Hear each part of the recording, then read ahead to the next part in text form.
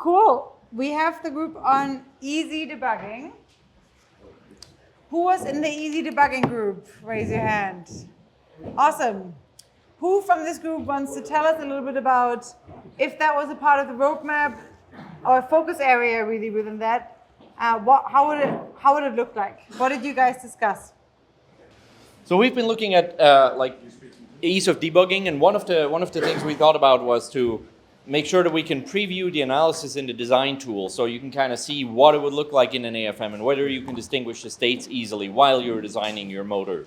So because sometimes the states are entirely internal and you can't see it with a given analysis tool. So it'd be nice to be able to tell which, like I have a kind of window to say, like, what would this look like in the AFM if it's in this state or in that state, and can we tell the difference easily? Another thing that we kind of like thought about, like, will it explode? Like, that's kind of like if you have all these nitrogens and carbons and all that stuff next to each other, and will it explode if you put it in a solvent that you have it in? We probably want to know before we make it. Be nice. Another thing we talked about some is like what would be in a library of functions, like what would be the kind of like the building blocks, and what are even the axes of that space when you have these modules? Like, how do they bond to each other? How do you bring them together to assemble and all that? And yeah, so you want? Okay, I've got a microphone. Yes, so of the library of parts, one important thing is that a given set of parts all play together. So they have to have, they have to have been tested before to work together, just like the pieces of a chip when you're making a semiconductor chip out of a chip library. When you pick two things and put them next to each other, they're supposed to work together. And so that should have been tested already. Okay. And included our standard ways of attaching things to each other. So we talked about that for a bit. Yes, okay. So we talked a bit about proofreading. And so I learned a bunch of stuff here, which is that the cell, first of all, DNA gets proofread. And then as the DNA goes through the ribosome and the protein is being assembled, there's proofreading there, so that it kinetically measures how good a fit is with the three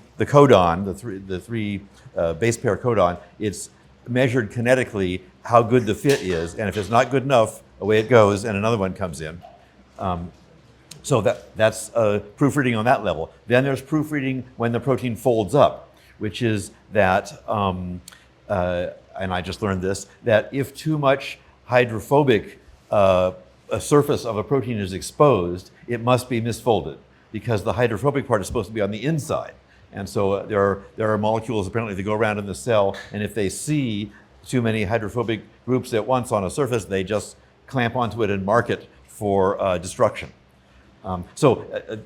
For non-protein systems, the same kind of checking needs to be thought about beforehand for every step. So, if you're assembling things, you need to be able to detect that things are going wrong. And so these, by analogy to the cell, it could be pretty good to do that way. It's called kinetic proofreading, and there's actually literature on it. Okay, good.